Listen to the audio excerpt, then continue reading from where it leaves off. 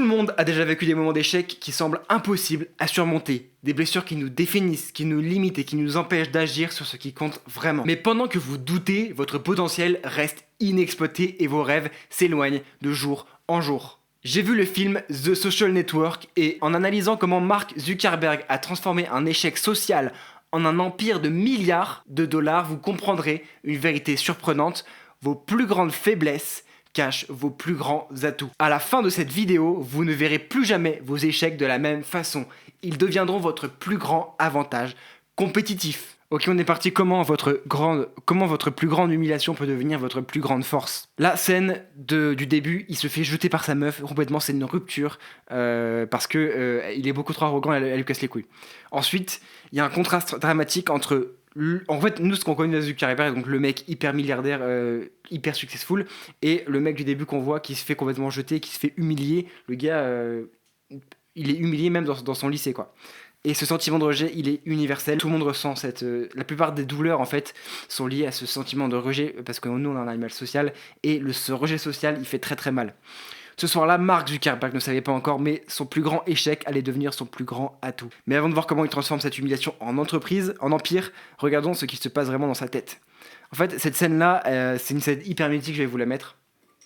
C'est le soir, il rentre, il vient de se faire jeter par sa meuf, il prend une bière, il se pose devant son PC, il se frotte les mains comme ça, et là il va se mettre à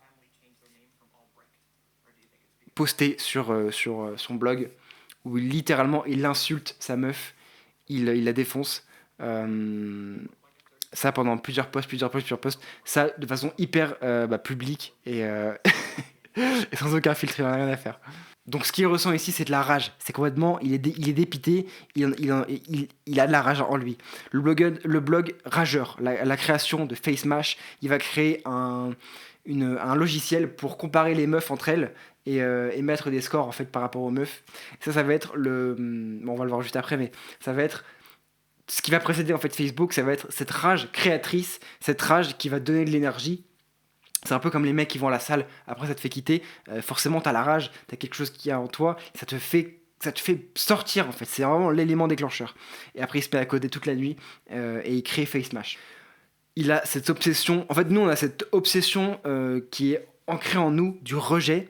J'ai appelé ça l'obsession née du rejet. C'est vraiment quand on se fait rejeter, on a soit en fait tu vas t'écraser, tu vas faire une dépression, ou soit tu vas réagir de façon très, quand t'as un assez gros ego et que t'es assez arrogant, bah ça va te créer une énergie en fait en toi-même, quoi. Même je pense que c'est pas forcément une question d'ego, parce que je pense que c'est naturel en fait chez l'humain. On a cet instinct de survie et forcément quand on se fait rejeter, ça fait mal, mais ça donne envie d'agir en fait. Et donc forcément ça crée cette émotion en action concrète. Donc la leçon de cette scène-là, c'est que la différence entre ceux qui réussissent et les autres n'est pas l'absence d'échecs, mais leur réaction face à ces échecs. Ok ? Moi je pense que j'ai une théorie que c'est un peu naturel, mais je pense qu'il y en a certains qui vont réagir de façon molle, plate, et qui vont se laisser abattre, alors qu'il y en a d'autres qui vont utiliser ce rejet, cette douleur, comme une énergie créatrice. Et ça, c'est le plus important. Comment identifier vos moments de rage créatrice ? Il faut transformer la colère en motivation productive. Quand vous avez des moments de rage, c'est ces moments-là qui sont les plus importants dans votre vie, parce que c'est ceux qui peuvent potentiellement être le début d'une aventure immense. Ensuite, il y a le paradoxe de l'outsider. C'est le moment où il rencontre les deux frères là. C'est les deux frérots, ces deux jumeaux. Contraste entre Zuckerberg et les frères Winklevoss. Les réunions du Harvard Connection, la vision différente de la socialisation. Ces mecs-là, c'est eux qui parlent à Zuckerberg du fait qu'ils veulent créer une connexion entre les mecs de Harvard. Sauf que ces deux gars-là, c'est deux jeunes qui sont des fils de riches, des fils à papa, et qui veulent créer leur petit truc, et ils vont appeler Zuckerberg parce qu'il a fait parler de lui, et ils ont vu que c'était un très bon codeur en fait. Inadaptés sociaux. Ils ont les meilleurs outils parce qu'ils observent la réalité de l'extérieur, ils y sont pas dedans, ils sont pas comme les deux frères qui eux sont hyper populaires, hyper sportifs, et qui vivent en fait dans l'espèce de matrice. Donc les mecs un peu outsiders, ils ont l'occasion de voir, d'observer la réalité, et ils comprennent profondément le besoin de connexion. En fait, ils peuvent, comme ils sont spectateurs, ils peuvent analyser les relations des personnes entre elles, et donc ils comprennent un petit peu comment fonctionne la société. Et donc c'est pour ça que Zuckerberg a bien vu ce besoin fondamental de connexion des humains, et il voit que... Et l'outsider voit profondément les manques des personnes. Donc la leçon numéro 2, c'est que votre perception d'outsider est votre plus grand avantage concurrentiel. Si vous êtes un peu rejeté, si vous êtes un peu seul, un peu dans votre coin, c'est votre plus gros avantage parce que vous êtes spectateur. Vous pouvez vous positionner en tant qu'analyste de la situation, en tant que stratège. Et donc c'est avec cette position-là, cette vue globale de la situation, si elle est bien utilisée, que vous pouvez marquer votre territoire et surtout bien viser avec votre arc de l'action. La puissance de l'isolement, on y vient. Ça, c'est la scène où il se met à coder la nuit. Donc, c'est après avec son pote, quand il a ramené son pote et il lui a dit « Ok mec, il faut qu'on fasse un truc qui va changer le monde ». Le rejet des distractions sociales, l'obsession du développement. En fait, au début, il va créer le début de Facebook avec son pote.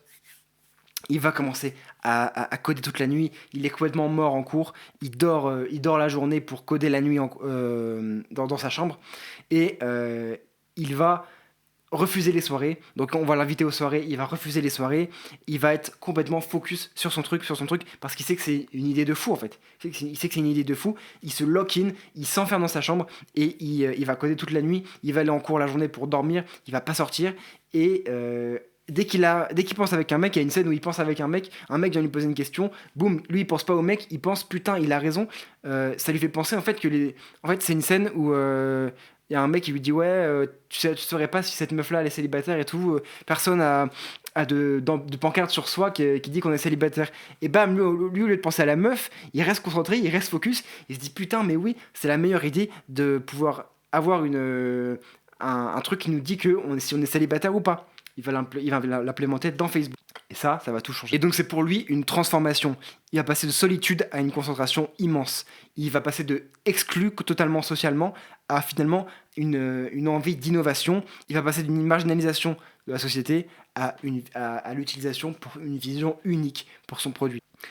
La leçon numéro 3, c'est que l'isolement n'est pas une punition, c'est une incubation, c'est un incubateur. L'isolement, c'est le moyen de pouvoir développer quelque chose avec une vision claire. Mais c'est comme disait Robert Greene, il dit faut pas s'isoler pour s'isoler, il faut s'isoler en tant qu'artiste, c'est-à-dire qu'il faut s'isoler pour travailler, mais aussi sortir pour avoir des nouvelles idées, du feedback, des nouvelles connexions. Okay, c'est comme quand il voit son pote, ça lui donne l'idée de la fonctionnalité. Un isolement stratégique, mais un isolement orienté pour le développement. Et ça, c'est hyper important. Et donc, on arrive au moment de la revanche. La vengeance personnelle. Il a créé FaceMash. Il se venge lui-même sur les meufs, sur son sentiment frustré de mec qui n'arrive pas à séduire les meufs. Ensuite, il a la mission globale de Facebook. Et enfin, il crée son empire technologique. Les points clés de ce moment-là, c'est la transformation de sa motivation. Il passe d'une vengeance finalement à un pied dans la porte sur un projet, boum, ça l'emmène sur une vision. Sa colère se transforme en ambition. Son rejet se transforme en révolution, c'est-à-dire qu'il passe du mec rejeté à le mec au-dessus de tout le monde. La leçon numéro 4, c'est que la meilleure revanche n'est pas de prouver qu'ils ont tort, mais de créer quelque chose qu'ils n'auraient jamais imaginé possible. C'est la meilleure vengeance. C'est pas la vengeance par le grief, par la douleur, par la baisse de l'estime de l'autre, mais par l'admiration de toi-même. C'est la vengeance par l'action, la vengeance par l'admiration. C'est la meilleure façon de se venger, puisqu'il n'y a aucun mal. Et la personne va passer de moquerie, de mépris à admiration. Et pour toi-même, pour ton propre ego, même parce que c'est pas bien de viser l'ego, mais même si tu as envie de le viser, c'est la meilleure chose à faire. L'avantage caché. Identifie tes défauts. Analyse leur potentiel. Transforme-les en avantages uniques. Okay ? Par exemple, Marc, il avait comme défaut d'être arrogant, il le savait. Il a identifié son potentiel, enfin il l'a pas identifié explicitement, mais ça a été implicite dans ses actions.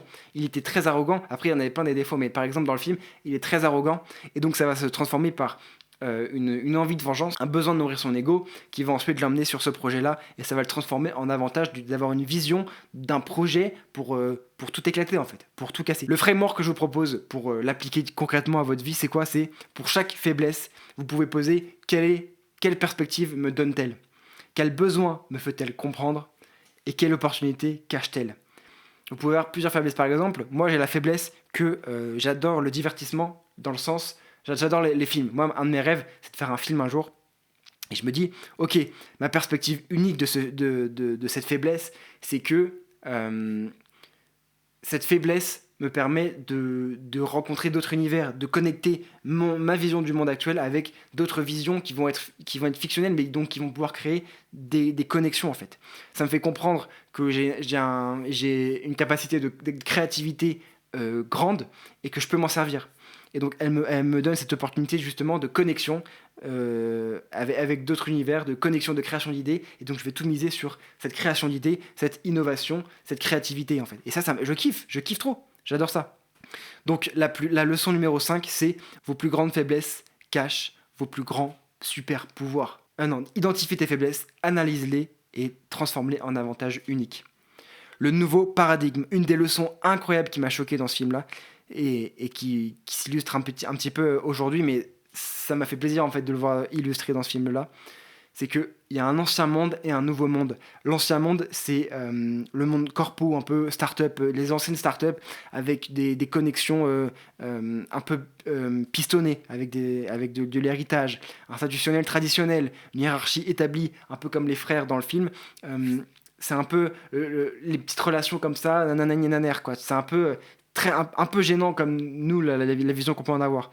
Et après, il y a le nouveau monde, le monde de l'innovation, le monde de l'impact, le monde du mérite et de la vision, le monde dans lequel tu as une compétence plus une vision, tu peux le faire. Le monde de la sans permission, en fait.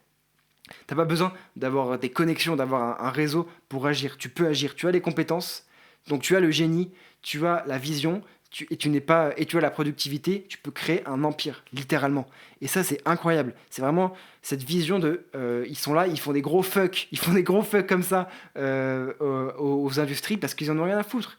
Ils ont l'argent, ils ont le pouvoir en fait. Le monde d'Internet, c'est le monde du pouvoir. C'est vraiment deux mondes différents. Et encore là, aujourd'hui, avec le monde de l'IA, ça va être un troisième monde qui va s'ouvrir. On va pouvoir en reparler un autre jour, mais c'est complètement taré. Enfin, vraiment, cette vision de j'en ai rien à foutre, je vous baise. Moi, il vient en peignoir il est venu en peignoir à sa réunion pour lever des fonds de fou furieux. Il n'en a rien à faire, c'est lui qui décide. C'est lui le chef. Le nouveau paradigme, il est complètement fou. La leçon numéro 6, les losers d'hier sont les leaders de demain. Si tu as la compétence, une compétence qui est utile dans le nouveau monde, t'es le nouveau leader en fait. Rien à faire de l'héritage, rien à faire de la perpétuité. Ce qui compte, c'est l'innovation en fait. C'est résoudre un problème et tu as le pouvoir. C'est complètement fou. Donc la conclusion, c'est agir. Agir pourquoi? Parce que vous avez deux choix. Soit vous restez dans votre rôle de victime quand vous arrive quelque chose de mauvais, soit vous transformez cette blessure en force. Ce framework fonctionne. 3 étapes de transformation. 1. Identifier votre plus grande faiblesse. 2. Trouver son potentiel caché. Et 3. Développer un avantage unique. Vous pouvez utiliser la force de l'émotion négative. Vous pouvez utiliser tout ce que vous voulez, mais vous pouvez le transformer en force. Ce moment d'humiliation a créé un empire de 500 milliards de dollars. Est-ce que vous vous rendez compte? Ce moment d'humiliation a créé un empire de 500 milliards de dollars. Ce moment où il s'est fait quitter, il y en a qui vont à la salle, qui deviennent stock, lui, il a créé un empire. Bon, c'était un petit génie, évidemment, il était là au bon moment, mais quand même. Et tout le long du film, on voit, il fait ça un peu pour sa meuf, tu vois. À la fin, il refresh. À la fin, il la demande en ami sur son propre truc, quand il vaut des milliards de dollars. Et il refresh. Pourquoi? Parce que tout le temps, il a cette besoin de validation et c'est ça qui l'anime en fait. Et c'est pas mauvais, c'est pas péjoratif. Parce que c'est un besoin primitif qu'on a et c'est une force et il faut bien avoir des leviers dans sa vie, en fait. Lui, c'est vraiment ce besoin d'être aimé, cet ego très fort, parce que quand tu es intelligent, en général, tu as un gros ego. Tu utilises ce que tu veux et tu peux créer un empire de 500 milliards. Quel empire votre plus grande blessure va-t-elle créer? C'est ça la question que je vous pose aujourd'hui. Quel empire va créer votre plus grande blessure? Ferme les yeux là, pense à ta plus grosse blessure. Tu peux créer un empire. Tu peux créer un empire. Je te fais des bisous.